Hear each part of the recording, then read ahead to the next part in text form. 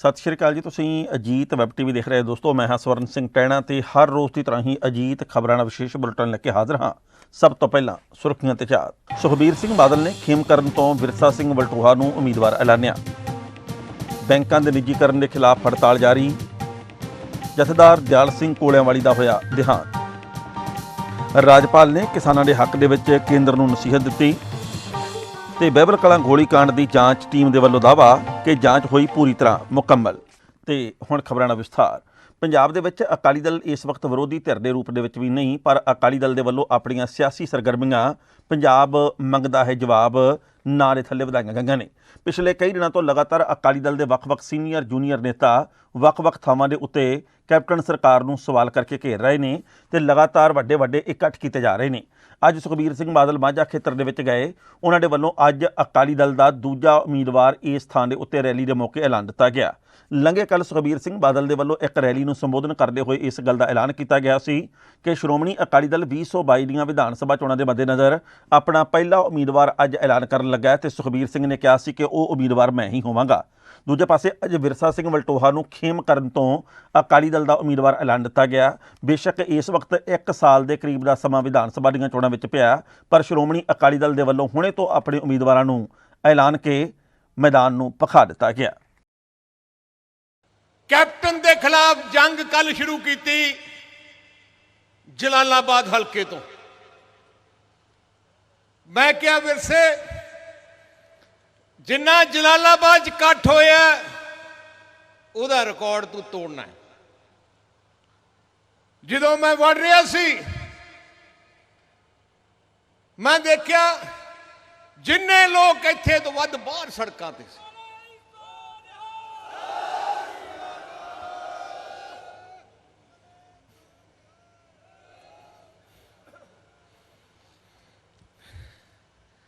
सरकारां आउंदियां सरकारां जांदियां, पर किते आपां बह के विचार कीते किहड़ी अपनी पार्टी है, किहड़ी अपना दुख दर्द जानदी है, किहड़ी अपनी भावना समझदी है, किने पंजाब वास्ते किहड़ी पार्टी ने की कीता आपां किते नहीं देखिया। जे सारी सियासी पार्टियां देखिए जड़ियां पंजाब च है, जिन्हां मगर थोड़े मोटे लोग भी हैं, उन्हां सारियां तो कली एक पार्टी है जिहड़ी पंजाबियां दी पार्टी है, श्रोमणी अकाली दल। कांग्रेस पार्टी नूं दिल्लियों हुक्म आउंदे, गांधी परिवार तो हुक्म आउंदे है। भारतीय जनता पार्टी नूं मोदी साहब तो हुक्म आउंदे है। आम आदमी पार्टी नूं केजरीवाल तो हुक्म आउंदे है। कामरेडां नूं अपने यचूरी साहब तो हुक्म आउंदे है। ते कल्ली श्रोमणी अकाली दल है जिहड़ी थोड़ी अपनी इत्थों दी रहण वाली। पूरे भारत ਦੇ ਵਿੱਚ ਇਸ ਵਕਤ ਸਰਕਾਰੀ ਬੈਂਕਾਂ ਦੀ ਹੜਤਾਲ ਚੱਲ ਰਹੀ ਹੈ। ਦਰਅਸਲ ਸਰਕਾਰੀ ਬੈਂਕਾਂ ਦਾ ਨਿੱਜੀਕਰਨ ਕੀਤੇ ਜਾਣ ਦੇ ਵਿਰੋਧ ਦੇ ਵਿੱਚ ਕੇਂਦਰ ਦੀਆਂ ਨੀਤੀਆਂ ਦੇ ਖਿਲਾਫ ਬੈਂਕਾਂ ਦੇ ਸਮੁੱਚੇ ਕਰਮਚਾਰੀ ਇਸ ਵਕਤ ਹੜਤਾਲ ਦੇ ਉੱਤੇ ਗਏ ਹੋਏ ਨੇ। ਪ੍ਰਾਈਵੇਟ ਬੈਂਕਾਂ ਦੇ ਵਿੱਚ ਕੰਮਕਾਜ ਲਗਾਤਾਰ ਜਾਰੀ ਹੈ, ਪਰ ਸਰਕਾਰੀ ਬੈਂਕ ਬੇਸ਼ੱਕ ਕੋਈ ਵੀ ਤੇ ਕਿਤੇ ਵੀ ਕਿਉਂ ਨਾ ਹੋਵੇ, ਉਹਨਾਂ ਦੇ ਮੁਲਾਜ਼ਮਾਂ ਦੇ ਵੱਲੋਂ ਬੈਂਕਾਂ ਨੂੰ ਤਾਲੇ ਲਾ ਕੇ ਇਸ ਵਕਤ ਹੜਤਾਲ ਸ਼ੁਰੂ ਕੀਤੀ ਹੋਈ ਹੈ। ਇੱਥੇ ਵੀ ਦੱਸਣਾ ਬਣਦਾ ਹੈ ਕਿ ਇਸ ਹੜਤਾਲ ਦੇ ਕਰਕੇ ਲੋਕਾਂ ਨੂੰ ਬੈਂਕਾਂ ਦੇ ਵਿੱਚ ਕੰਮਕਾਜ ਨਾ ਹੋਣ ਕਰਕੇ ਕਾਫੀ ਖੱਜਲ ਹੋਣਾ ਪੈ ਰਿਹਾ। ATM ਦੇ ਵਿੱਚ ਇਹ ਜਾਣਕਾਰੀ ਪ੍ਰਾਪਤ ਹੋਈ ਹੈ ਕਿ ਕੈਸ਼ ਦੀ ਕਿੱਲਤ ਪਾਈ ਜਾ ਰਹੀ ਹੈ। ਇਸ ਤੋਂ ਇਲਾਵਾ ਚੈੱਕਾਂ ਦਾ ਲੈਣ ਦੇਣ ਕਰਨ ਵਾਲੇ ਲੋਕ ਤੇ ਹੋਰ ਬੈਂਕ ਨਾਲ ਸੰਬੰਧਿਤ ਕਈ ਸੇਵਾਵਾਂ ਬੁਰੇ ਤਰੀਕੇ ਨਾਲ ਪ੍ਰਭਾਵਿਤ ਹੋਈਆਂ ਨੇ।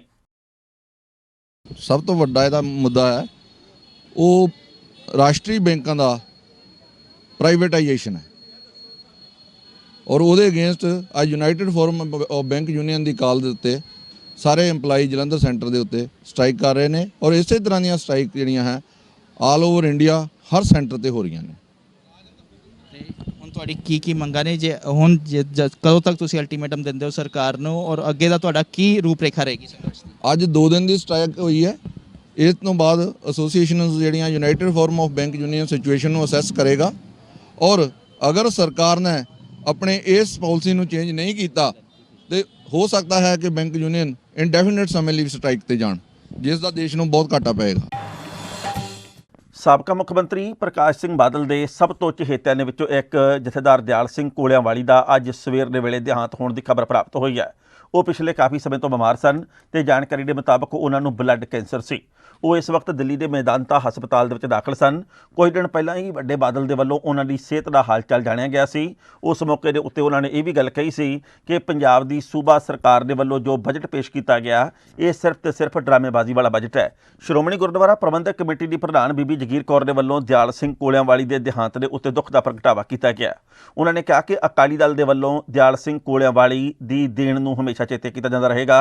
ਉਹਨਾਂ ਨੇ ਕਿਹਾ ਕਿ ਦਿਆਲ ਸਿੰਘ ਕੋਲਿਆਂਵਾਲੀ ਨੇ ਹਮੇਸ਼ਾ ਪਾਰਟੀ ਦੇ ਲਈ ਤਨਦੇਹੀ ਨਾਲ ਕੰਮ ਕੀਤਾ ਤੇ ਉਹਨਾਂ ਵਰਗੇ ਵਰਕਰਾਂ ਤੇ ਸੀਨੀਅਰ ਨੇਤਾਵਾਂ ਦੀ ਹਮੇਸ਼ਾ ਸ਼੍ਰੋਮਣੀ ਅਕਾਲੀ ਦਲ ਬਾਦਲ ਨੂੰ ਘਾਟ ਰੜਕਦੀ ਰਹੇਗੀ। सब तो पहला तो जो पातशाह का हुक्म है कि जाको आए सोई भी हजो हर गुरते मना पसीरा निज कर महल पावो सुख सहजे बौर ना होए गो फेरा। साढ़े 4-5 मैंबर जोड़े है वो लगातार एक दिन का वक्फा पा के परमात्मा के घर नूं इत्थों विछोड़ा दे के चले गए। बहुत वड्डा सदमा भी लगा, बहुत वड्डा दुख भी महसूस होया। भावें कीता कुछ नहीं जा सकता क्योंकि सब दा सवारे बंजना सब मुकलावनहार ਵਿਅਕਤੀ ਦਾ ਜਾਂ ਜੀਵ ਦਾ ਸੰਬੰਧ ਜਿਹੜਾ ਸੰਸਾਰ ਦੇ ਨਾਲ ਉਹਦੇ ਸਵਾਸਾਂ ਨਾਲ ਜੁੜਿਆ ਹੋਇਆ। ਜਿੰਨੇ ਸਵਾਸ ਲੈ ਕੇ ਆਇਆ ਪਰਮਾਤਮਾ ਦੇ ਘਰ ਚੋਂ ਉਹਨੇ ਸਵਾਸ ਪੂਰੇ ਕਰਕੇ ਚਲੇ ਜਾਣੇ ਔਰ ਉਹਦੀ ਜ਼ਿੰਦਗੀ ਦੀ ਕਾਮਯਾਬੀ ਉਹਦੇ ਕਰਮਾਂ ਨਾਲ ਜੁੜੀ ਹੋਈ ਹੈ, ਉਹਦੇ ਕੰਮਾਂ ਨਾਲ ਜੁੜੀ ਹੈ। ਜਿੰਨੀ ਕੋਈ ਸੇਵਾ ਕਰਕੇ ਜਾਂਦਾ, ਜਿੰਨੇ ਕੋਈ ਚੰਗੇ ਕਰਮ ਕਰਕੇ ਜਾਂਦਾ ਓਨਾ ਹੀ ਉਸ ਨੂੰ ਸਤਿਕਾਰ ਨਾਲ ਜਾਣਿਆ ਜਾਂਦਾ। ਸੋ ਸਤਿਕਾਰਯੋਗ ਮੈਂਬਰ ਸਾਹਿਬਾਨ, ਜਿੱਥੇ ਪਹਿਲਾਂ ਸਾਡੇ 2-4 ਦਿਨ ਪਹਿਲਾਂ ਸਰਦਾਰ ਬਿੱਕਰ ਸਿੰਘ ਜੀ ਚੰਨੂ ਸਾਹਿਬ ਮੈਂਬਰ, ਜਿੱਥੇ ਸਰਦਾਰ ਸੁਦਰਸ਼ਨ ਸਿੰਘ ਜੀ ਮਰਾੜ ਸਾਹਿਬ ਅਤੇ ਸਰਦਾਰ ਗੁਰਤੇਜ ਸਿੰਘ ਜੀ ਢੱਡੇ ਸਾਹਿਬ ਤੇ ਇੱਕ ਰੌਣੀ ਸਾਹਿਬ ਧਰਮ ਪ੍ਰਚਾਰ ਕਮੇਟੀ ਦੇ ਮੈਂਬਰ ਵਿਛੋੜਾ ਦੇ ਗਏ। ਅੱਜ ਫਿਰ ਵੱਡਾ ਸਦਮਾ ਲੱਗਾ ਕਿ ਸਰਦਾਰ ਦਿਆਲ ਸਿੰਘ ਜੀ ਕੋਲਿਆਂਵਾਲੀ ਜਿਹੜੇ ਬਹੁਤ ਹੀ ਲੰਬੇ ਸਮੇਂ ਤੋਂ ਸ਼੍ਰੋਮਣੀ ਗੁਰਦੁਆਰਾ ਪ੍ਰਬੰਧਕ ਕਮੇਟੀ ਸੇਵਾ ਕਰਦੇ ਆ ਰਹੇ ਸੀ, ਉਹਨਾਂ ਦਾ ਵਿਛੋੜਾ ਹੋਇਆ। ਜਿਹੜੇ ਨੇ ਤੜਕ ਜਰਨੈਲ ਦੀ ਤਰ੍ਹਾਂ ਹੀ ਵਿਚਰਦੇ ਸਨ, ਧਾਰਮਿਕ ਤੌਰ 'ਤੇ ਇਸ ਸੰਸਥਾ ਦੀ ਵੱਡੀ ਸੇਵਾ ਕੀਤੀ ਹੈ। ਮੈਂ ਗੁਰੂ ਦੇ ਚਰਨਾਂ 'ਚ ਅਸੀਂ ਅਰਦਾਸ ਕਰਦੇ ਹਾਂ ਸਾਰੀ ਸ਼੍ਰੋਮਣੀ ਗੁਰਦੁਆਰਾ ਪ੍ਰਬੰਧਕ ਕਮੇਟੀ ਦੇ ਅਧਿਕਾਰੀ ਜਨ ਅਤੇ ਸਾਰੇ ਮੈਂਬਰ ਸਾਹਿਬਾਨਾਂ ਨੇ ਜਿੱਥੇ ਅਰਦਾਸ ਬੇਨਤੀ ਕੀਤੀ ਹੈ ਕਿ ਉਹਨਾਂ ਨੂੰ ਚਰਨਾਂ 'ਚ ਨਿਵਾਸ ਪਾਤਸ਼ਾਹ ਦੇਵੇ, ਉੱਥੇ ਨਾਲ ਹੀ ਅਰਦਾਸ ਵੀ ਕਰਦੇ ਹਾਂ ਸੱਚੇ ਪਾਤਸ਼ਾਹ ਸੰਬਤ ਸਾਹਾ ਲਿਖਿਆ ਮਿਲ ਕਰ ਪਾਵੋ ਤੇਲ ਦੇਹੋ ਸੱਜਣਾ ਸੀ ਸੜੀਆਂ ਜੋ ਹੋਵੇ ਸਾਹਿਬ ਸੋਬਲ। ਵਾਹਿਗੁਰੂ ਉਹਨਾਂ ਨੂੰ ਚਰਨਾਂ 'ਚ ਨਿਵਾਸ ਦੇਵੇ। ਪਿੱਛੇ ਪਰਿਵਾਰ ਨੂੰ, ਸਾਕ ਸੰਬੰਧੀਆਂ ਨੂੰ ਤੇ ਪੂਰੀ ਪਾਰਟੀ ਨੂੰ ਜਿਨ੍ਹਾਂ ਦੇ ਉਹ ਬਹੁਤ ਵੱਡੇ ਸੇਵਾਦਾਰ ਸਨ, ਸਾਰਿਆਂ ਨੂੰ ਸਦਮਾ ਝੱਲਣ ਦੀ ਤਾਕਤ ਦੇਵੇ, ਭਾਣਾਮਨ ਦੀ ਸ਼ਕਤੀ ਦੇਵੇ। ਮੇਘਾਲਿਆ ਦੇ ਰਾਜਪਾਲ ਸਤਿਆਪਾਲ ਮਲਿਕ ਦੇ ਵੱਲੋਂ ਅੱਜ ਕੇਂਦਰ ਦੀ ਸਰਕਾਰ ਦੀ ਕਿਸਾਨੀ ਮਾਮਲੇ ਦੇ ਉੱਤੇ ਖਿਚਾਈ ਕੀਤੀ ਗਈ ਹੈ। ਉਹਨਾਂ ਨੇ ਕਿਹਾ ਕਿ ਪਹਿਲੀ ਗੱਲ ਤਾਂ ਇਹ ਕਿਸਾਨ ਵਾਪਸ ਮੁੜਨਗੇ ਨਹੀਂ ਤੇ ਜੇਕਰ ਮੁੜ ਗਏ ਤਾਂ ਜਿੰਨਾ ਕੁ ਮੈਂ ਸਰਦਾਰਾਂ ਨੂੰ ਜਾਣਦਾ ਇਹ 300 ਸਾਲ ਤੱਕ ਇਸ ਘਟਨਾਕ੍ਰਮ ਨੂੰ ਕਦੇ ਭੁੱਲਣਗੇ ਨਹੀਂ। ਉਹਨਾਂ ਨੇ ਕਿਹਾ ਕਿ ਕਿਸਾਨਾਂ ਦੀਆਂ ਮੰਗਾਂ ਨੂੰ ਮੰਨ ਕੇ ਕੇਂਦਰ ਦੀ ਸਰਕਾਰ ਇੱਥੇ ਕਿਸਾਨਾਂ ਦਾ ਅੰਦੋਲਨ ਸਮਾਪਤ ਕਰਵਾ ਸਕਦੀ ਹੈ। ਉਹਨਾਂ ਨੇ ਇਹ ਵੀ ਗੱਲ ਕਹੀ ਕਿ ਜੋ ਰਾਕੇਸ਼ ਟਕੈਤ ਦੀ ਗ੍ਰਿਫਤਾਰੀ ਰੁਕੀ ਸੀ ਉਹ ਮੇਰੇ ਕਹਿਣ ਦੇ ਉੱਤੇ ਹੀ ਰੁਕੀ ਸੀ। ਉਹਨਾਂ ਨੇ ਇਸ ਦਾਅਵੇ ਤੋਂ ਬਾਅਦ ਕਈ ਤਰ੍ਹਾਂ ਦੇ ਸਵਾਲ ਜ਼ਰੂਰ ਉੱਠ ਰਹੇ ਨੇ, ਪਰ ਇਹ ਪਹਿਲੀ ਵਾਰ ਦੇਖਣ ਸੁਣਨ ਨੂੰ ਮਿਲ ਰਿਹਾ ਕਿ ਕਿਸੇ ਸੂਬੇ ਦੇ ਰਾਜਪਾਲ ਦੇ ਵੱਲੋਂ ਸਿੱਧੇ ਤੌਰ ਦੇ ਉੱਤੇ ਕਿਸਾਨਾਂ ਦੀ ਹਮਾਇਤ ਕੀਤੀ ਗਈ ਹੋਵੇ। ਇਹ ਇੱਕ ਵੱਖਰੀ ਗੱਲ ਹੈ ਕਿ ਹਾਲੇ ਤੱਕ ਇਸ ਮਾਮਲੇ ਦੇ ਉੱਤੇ ਕਿਸੇ ਵੀ ਰਾਜਨੀਤਿਕ ਵਿਅਕਤੀ ਦੀ ਕੋਈ ਵੱਡੀ ਜਾਂ ਛੋਟੀ ਟਿੱਪਣੀ ਨਹੀਂ ਆਈ। ਬੇਅਦਬੀ ਦੇ ਮਾਮਲਿਆਂ ਦੇ ਵਿੱਚ ਪਿਛਲੇ ਕਾਫੀ ਲੰਮੇ ਸਮੇਂ ਤੋਂ ਕਈ ਤਰ੍ਹਾਂ ਦੀ ਸਿਆਸਤ ਚੱਲ ਰਹੀ ਹੈ। ਕੈਪਟਨ ਸਰਕਾਰ ਨੇ ਸੱਤਾ ਦੇ ਵਿੱਚ ਆਉਣ ਤੋਂ ਪਹਿਲਾਂ ਦਾਅਵਾ ਕੀਤਾ ਸੀ ਕਿ ਅਸੀਂ ਆਉਂਦਿਆਂ ਹੀ ਇਸ ਮਸਲੇ ਨੂੰ ਸੁਲਝਾ ਲਵਾਂਗੇ। ਬਹਿਬਲ ਕਲਾਂ ਤੇ ਬਰਗਾੜੀ ਗੋਲੀकांड ਦੇ ਮਾਮਲੇ ਦੇ ਵਿੱਚ ਅਸੀਂ ਬਣਦੀ ਢੁਕਵੀਂ ਕਾਰਵਾਈ ਕਰਕੇ ਲੋਕਾਂ ਨੂੰ ਛੇਤੀ ਹੀ ਇਨਸਾਫ ਦੇਵਾਂਗੇ, ਪਰ 4 ਸਾਲ ਬੀਤਣ ਦੇ ਬਾਵਜੂਦ ਬਿਲਕੁਲ ਉਹੀ ਕੁਝ ਹੋ ਰਿਹਾ ਜਿਸ ਗੱਲ ਦੀ ਪਹਿਲਾਂ ਆਸ ਸੀ।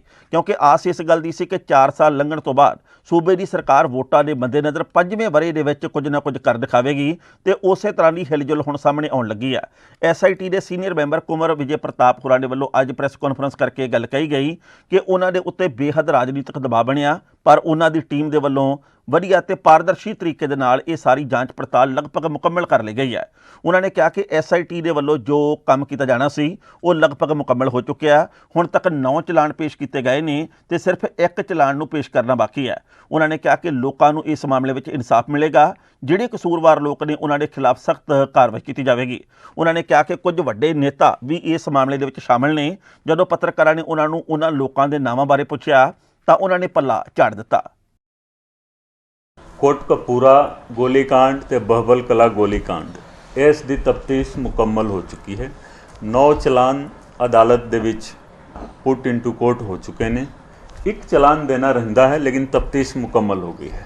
छोटा छोटा कोई चीज़ रह गया है वो तो चलता रहेगा, लेकिन जो जिम्मेवारी मैनू दी गई सी मैं वो जिम्मेवारी पूरी कर दी। अदालत दे विच सारा कुछ मैं दे दिता हूँ, तो जो कुछ देना है वो तफ्तीश भी मुकम्मल हो गई है, वो छेती दे दिता जाऊगा। लेकिन तफ्तीश का जिहड़ा मेन मतलब काम सीगा तफ्तीश का, वो तफ्तीश मुकम्मल हो गई। पाकिस्तान के सूबा सिंध ਦੇ ਵਿੱਚ एक 13 ਸਾਲ ਦੀ ਲੜਕੀ ਕਵਿਤਾ ਕੁਮਾਰੀ ਦਾ ਜਬਰੀ ਧਰਮ ਪਰਿਵਰਤਨ ਕਰਕੇ ਉਸ ਦੇ ਘਰ ਨੂੰ ਅੱਗ ਲਾਏ ਜਾਣ ਦੀ ਖਬਰ ਪ੍ਰਾਪਤ ਹੋਈ ਹੈ। ਜਾਣਕਾਰ ਸੂਤਰਾਂ ਦੇ ਮੁਤਾਬਕ ਕਵਿਤਾ ਕੁਮਾਰੀ ਨੂੰ ਕੁਝ ਦਿਨ ਪਹਿਲਾਂ ਜ਼ਬਰਦਸਤੀ ਘਰ ਦੇ ਵਿੱਚੋਂ ਚੁੱਕ ਕੇ ਉਸ ਦਾ ਧਰਮ ਤਬਦੀਲ ਕਰਕੇ ਮੁਸਲਿਮ ਕਰ ਦਿੱਤਾ ਗਿਆ ਸੀ ਤੇ ਉਸ ਤੋਂ ਬਾਅਦ ਜਦੋਂ ਕੁਝ ਮਨੁੱਖੀ ਅਧਿਕਾਰ ਨਾਲ ਸੰਬੰਧਿਤ ਜਥੇਬੰਦੀਆਂ ਤੇ ਪਰਿਵਾਰਕ ਮੈਂਬਰਾਂ ਦੇ ਵੱਲੋਂ ਇਸ ਗੱਲ ਦਾ ਵਿਰੋਧ ਕੀਤਾ ਗਿਆ ਤਾਂ ਕਥਿਤ ਤੌਰ ਦੇ ਉੱਤੇ ਦੁਸ਼ਮਣਾਂ ਦੇ ਵੱਲੋਂ ਉਹਨਾਂ ਦੇ ਘਰ ਨੂੰ ਅੱਗ ਲਾ ਦਿੱਤੀ ਗਈ। ਹੁਣ ਇਸ ਵਕਤ ਬਦਮਾਸ਼ਾਂ ਦੇ ਉੱਤੇ ਪੁਲਿਸ ਵੱਲੋਂ ਕਾਰਵਾਈ ਕੀਤੀ ਜਾਵੇ, ਪਰਿਵਾਰਕ ਮੈਂਬਰਾਂ ਦੇ ਵੱਲੋਂ ਇਸ ਗੱਲ ਦੀ ਮੰਗ ਕੀਤੀ ਜਾ ਰਹੀ है।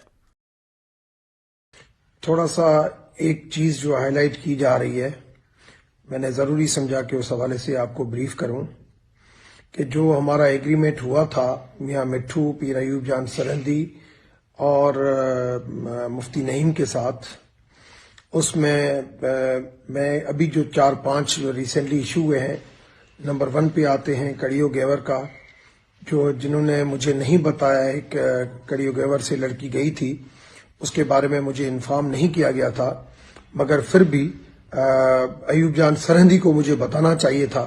क्यों उसने नहीं बताया, उसके ऊपर भी मैंने एक्शन लिया है। और दूसरा है मियां मिट्ठू का।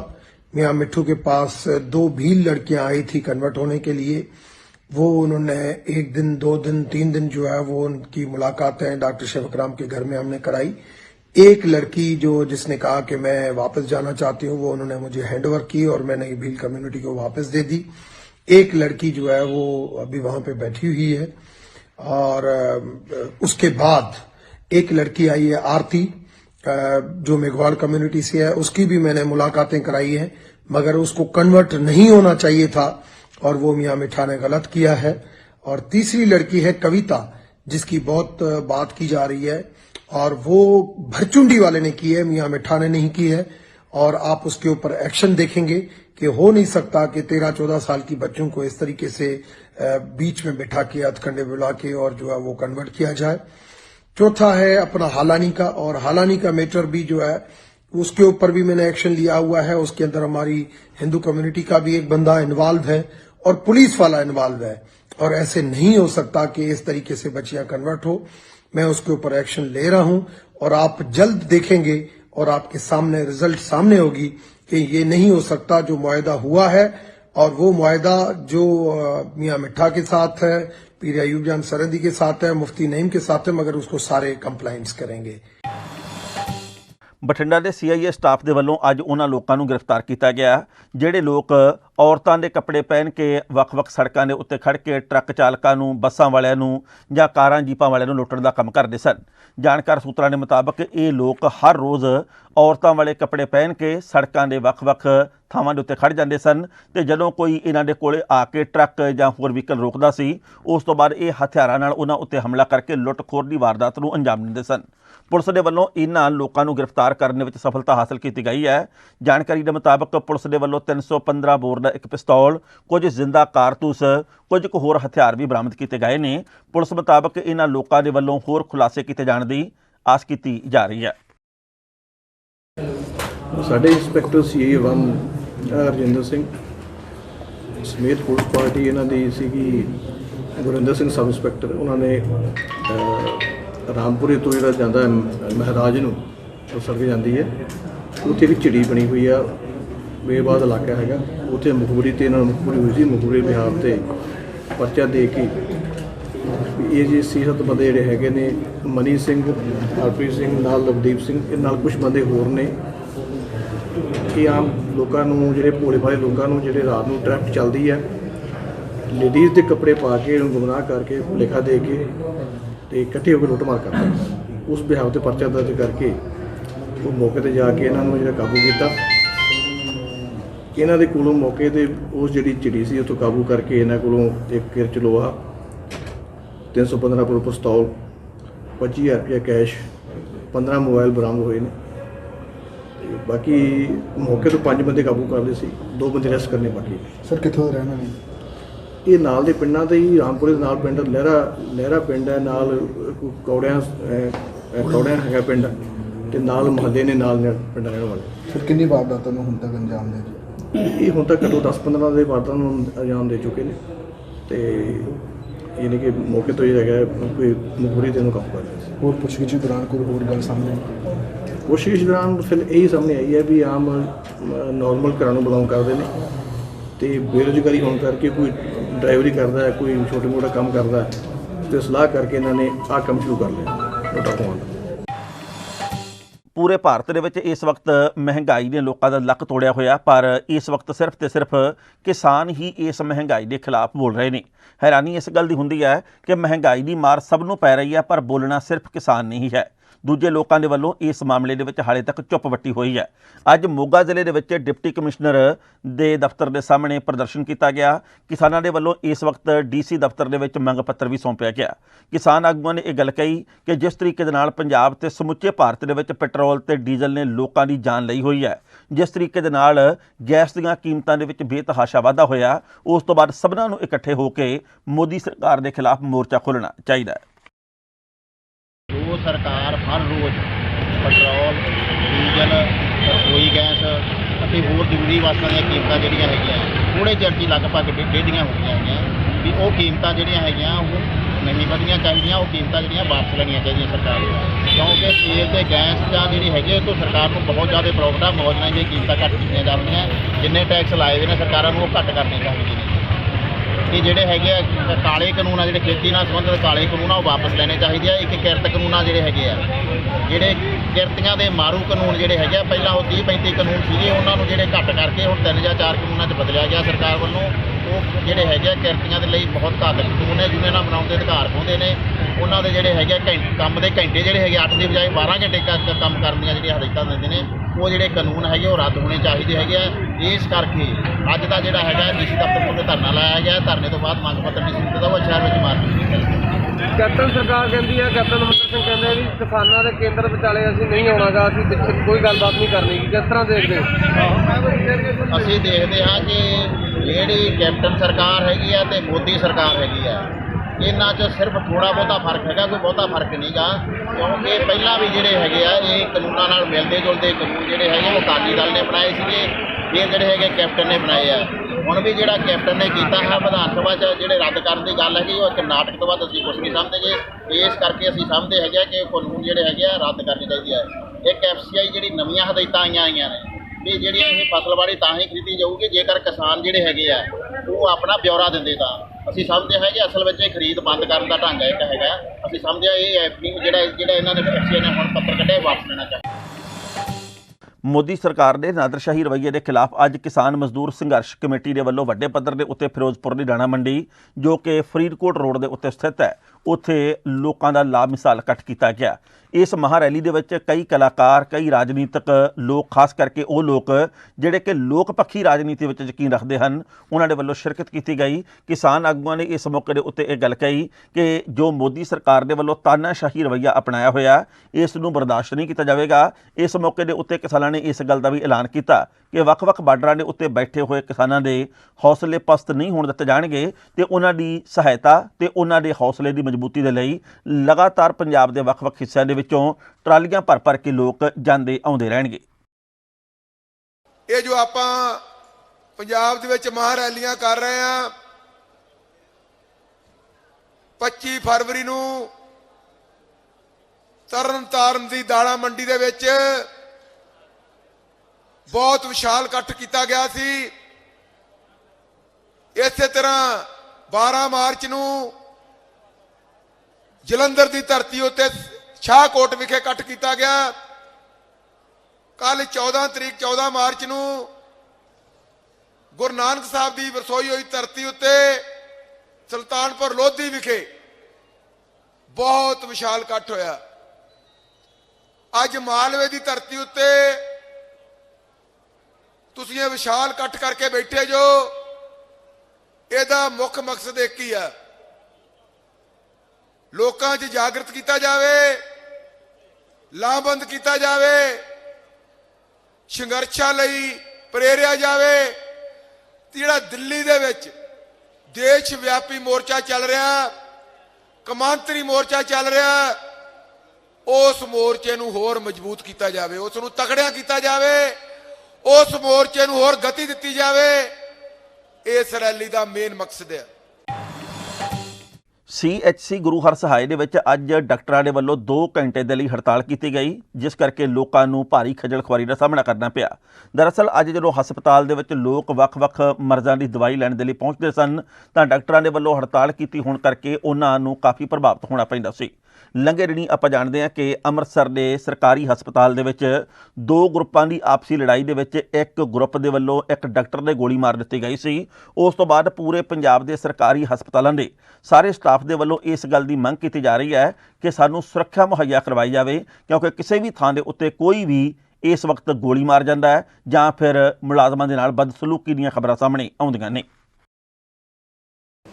ਹਾਂਜੀ, ਦੇਖੋ ਮੇਨਲੀ ਤਾਂ ਇੱਕ ਸਾਡਾ ਬਹੁਤ ਦੇਰ ਪਹਿਲਾਂ ਤੋਂ ਹੀ ਡਿਮਾਂਡ ਚੱਲ ਰਹੀ ਹੈ ਸਿਕਿਉਰਿਟੀ ਦੀ, ਕਿਉਂਕਿ ਬੜੇ ਸਾਰੇ ਇਨਸੀਡੈਂਟ ਹੁੰਦੇ ਆ ਕਿ ਡਾਕਟਰਾਂ 'ਤੇ ਹਮਲਾ ਕੀਤਾ ਜਾਂਦਾ ਹੈ ਔਰ ਲੋਕ ਬਿਨਾਂ ਕਿਸੇ ਝਿਜਕ ਦੇ ਆਰਾਮ ਨਾਲ ਆਪਣੇ ਹਥਿਆਰ ਲਿਆਉਂਦੇ ਆ ਔਰ ਜਦੋਂ ਮਰਜ਼ੀ ਗੁੰਡਾਗਰਦੀ ਸਟਾਰਟ ਕਰ ਦਿੰਦੇ ਆ। ਜਿਵੇਂ ਪਰਸੋਂ ਇੱਕ ਇਨਸੀਡੈਂਟ ਹੋਇਆ ਕਿ ਸਾਡੇ ਡਾਕਟਰ ਸਾਥੀ ਇੱਕ EMO ਡਿਊਟੀ ਨਿਭਾ ਰਹੇ ਸੀ ਤੇ ਜਦੋਂ ਦੋਨਾਂ ਦਾ ਆਪਸੀ ਗੁੱਟ ਦੋਨੇ ਆ ਗਏ ਤਾਂ ਉਹਨਾਂ ਨੇ ਉੱਥੇ ਗੋਲੀਆਂ ਚਲਾਉਣੀਆਂ ਸ਼ੁਰੂ ਕਰਤੀਆਂ, ਜਿਹਦੇ ਕਰਕੇ ਉਹ ਸਾਡੇ ਜਿਹੜੇ ਡਾਕਟਰ ਹੈ ਉਹਦੇ ਗੋਲੀ ਵੀ ਲੱਗੀ ਹੈ, ਜਾਨ ਵੀ ਜਾ ਸਕਦੀ ਸੀ ਕਿ ਉਹਦੀ ਚੰਗੀ ਕਿਸਮਤ ਹੈ ਕਿ ਉਹਦਾ ਬਚਾਅ ਹੋ ਗਿਆ। ਉਸ ਦੇ ਰਿਗਾਰਡਿੰਗ ਸਾਡੀ ਐਸੋਸੀਏਸ਼ਨ ਜਿਹੜੀ ਹੈ PCMS, ਜਿਹੜੀ Punjab civil medical service association ਹੈ, ਇਹਨਾਂ ਨੇ ਅੱਜ 2 ਘੰਟੇ ਦਾ ਬੰਦ ਕਰਨ ਦਾ ਸੱਦਾ ਦਿੱਤਾ, ਹੜਤਾਲ ਕਰਨ ਦਾ ਸੱਦਾ ਦਿੱਤਾ ਤੇ ਮੰਗ ਵੀ ਕੀਤੀ ਹੈ ਪੰਜਾਬ ਸਰਕਾਰ ਤੋਂ ਕਿ ਜਿਹੜੀ ਹਸਪਤਾਲਾਂ ਦੇ ਵਿੱਚ ਸਿਕਿਉਰਿਟੀ ਹੈ ਉਹ 24 ਘੰਟੇ ਹੋਣੀ ਚਾਹੀਦੀ ਹੈ ਤਾਂ ਕਿ ਜਿਹੜੇ ਸਾਡੇ ਡਾਕਟਰ ਹੈ ਦਿਨ ਰਾਤ ਡਿਊਟੀ ਕਰ ਰਹੇ ਆ ਉਹਨਾਂ ਤੇ ਇਸ ਤਰ੍ਹਾਂ ਦਾ ਕੋਈ ਹਮਲਾ ਨਾ ਹੋ ਸਕੇ। ਤੇ ਸੈਕੰਡ, ਜਿਨ੍ਹਾਂ ਲੋਕਾਂ ਨੇ ਇਹੋ ਜਿਹਾ ਕੰਮ ਕੀਤਾ ਜੋ ਵੀ ਗੋਲੀ ਚਲਾਈ ਆ ਉਹਨਾਂ ਦੇ ਸਖਤ ਕਾਰਵਾਈ ਹੋਣੀ ਚਾਹੀਦੀ ਹੈ, ਉਹ ਬੰਦੇ ਅਰੈਸਟ ਹੋਣੇ ਚਾਹੀਦੇ ਆ ਤੇ ਇਸ ਡਿਮਾਂਡ ਨੂੰ ਲੈ ਕੇ ਆ ਸਾਡੀ 2 ਘੰਟੇ ਦੀ ਸਟ੍ਰਾਈਕ। ਇਹ ਕਿੱਥੋਂ ਦਾ ਮਾਮਲਾ ਹੈ? ਇਹ ਅੰਮ੍ਰਿਤਸਰ ਦਾ ਜੀ, ਅੰਮ੍ਰਿਤਸਰ ਸਿਵਲ ਹਸਪਤਾਲ ਦਾ। ਖਬਰਾਂ ਦੋਸਤੋ ਕੁਝ ਹੋਰ ਵੀ ਸਨ, ਪਰ ਜੋ ਵਕਤ ਦੀ ਘਾਟ ਹੈ ਰੁਕਣ ਦਾ ਇਸ਼ਾਰਾ ਕਰ ਰਹੀ ਹੈ। ਕੱਲ੍ਹ ਨੂੰ ਇਸੇ ਵੇਲੇ ਅਜੀਤ ਖਬਰਾਂ ਦਾ ਵਿਸ਼ੇਸ਼ ਬੁਲੇਟਿਨ ਲੈ ਕੇ ਹਾਜ਼ਰ ਹੋਵਾਂਗੇ। ਉਦੋਂ ਤੱਕ ਲਈ ਆਗਿਆ ਦਿਓ। ਬਹੁਤ ਬਹੁਤ ਮਿਹਰਬਾਨੀ। ਦੇਸ਼ ਦੁਨੀਆ ਦੀਆਂ ਤਾਜ਼ਾ ਖਬਰਾਂ ਦੇ ਲਈ ਹੁਣੇ ਪਲੇ ਸਟੋਰ ਤੋਂ ਡਾਊਨਲੋਡ ਕਰੋ ਪੰਜਾਬ ਦੀ ਆਵਾਜ਼ ਅਜੀਤ ਨਿਊਜ਼ ਐਪ। ਹੁਣ ਤੁਹਾਡਾ ਆਪਣਾ ਅਜੀਤ ਹਰ ਸੋਸ਼ਲ ਮੀਡੀਆ ਪਲੇਟਫਾਰਮ ਦੇ ਉੱਤੇ ਉਪਲਬਧ ਹੈ। ਫੇਸਬੁੱਕ ਦੇ ਉੱਤੇ ਹੁਣੇ ਲਾਈਕ ਤੇ ਫੋਲੋ ਕਰੋ ਅਜੀਤ ਦਾ ਅਫੀਸ਼ੀਅਲ ਪੇਜ ਡੇਲੀ ਅਜੀਤ, ਤੇ ਹਾਂ ਨਾਲ ਹੀ ਦੋਸਤਾਂ ਨੂੰ ਪੇਜ ਲਾਈਕ ਕਰਨ ਦੇ ਲਈ ਇਨਵਾਈਟ ਕਰਨਾ ਨਾ ਭੁੱਲਣਾ। ਇੰਨਾ ਹੀ ਨਹੀਂ, ਹਿੰਦੀ ਦੇ ਵਿੱਚ ਖਬਰਾਂ ਵਾਸਤੇ ਲਾਈਕ ਤੇ ਫੋਲੋ ਕਰੋ ਸਾਡਾ ਫੇਸਬੁੱਕ ਪੇਜ ਅਜੀਤ ਸਮਾਚਾਰ ਹਿੰਦੀ। YouTube ਦੇ ਉੱਤੇ ਵੀਡੀਓ ਖਬਰਾਂ ਦੇਖਣ ਦੇ ਲਈ ਹੁਣੇ ਸਬਸਕ੍ਰਾਈਬ ਕਰੋ ਅਜੀਤ ਦਾ official YouTube channel Ajit web TV। ਤੁਹਾਡਾ ਆਪਣਾ ਅਜੀਤ ਹੁਣ ਟਵਿੱਟਰ ਤੇ ਇੰਸਟਾਗ੍ਰਾਮ ਦੇ ਉੱਤੇ ਵੀ ਉਪਲਬਧ ਹੈ। ਟਵਿੱਟਰ ਦੇ ਉੱਤੇ ਖਬਰਾਂ ਦੇ ਲਈ ਫੋਲੋ ਕਰੋ ਡੇਲੀ ਅਜੀਤ, ਤੇ ਇੰਸਟਾਗ੍ਰਾਮ ਦੇ ਉੱਤੇ ਖਬਰਾਂ ਦੇ ਨਾਲ ਵੀਡੀਓ ਦੇਖਣ ਦੇ ਲਈ ਫੋਲੋ ਕਰੋ ਬਲੂ ਟਿਕ ਵਾਲਾ ਸਾਡਾ ਅਫੀਸ਼ੀਅਲ ਚੈਨਲ ਡੇਲੀ ਅਜੀਤ। ਇੰਨਾ ਹੀ ਨਹੀਂ, ਅਜੀਤ ਦੇ ਵੀਡੀਓ ਹੁਣ ਤੁਸੀਂ Apple TV ਦੇ ਉੱਤੇ ਵੀ ਵੇਖ ਸਕਦੇ ਹੋ ਤੇ ਨਾਲ ਹੀ ਅਜੀਤ ਅਖਬਾਰ ਦਾ ਡਿਜੀਟਲ ਐਡੀਸ਼ਨ ਪੜ੍ਹਨ ਦੇ ਲਈ ਡਾਊਨਲੋਡ ਕਰੋ ਅਜੀਤ ਈ-ਪੇਪਰ ਐਪ। ਤੁਹਾਡਾ ਆਪਣਾ ਭਰੋਸੇਯੋਗ ਚੈਨਲ, ਤੁਹਾਡੀ ਆਪਣੀ ਆਵਾਜ਼, ਪੰਜਾਬ ਦੀ ਆਵਾਜ਼ ਅਜੀਤ।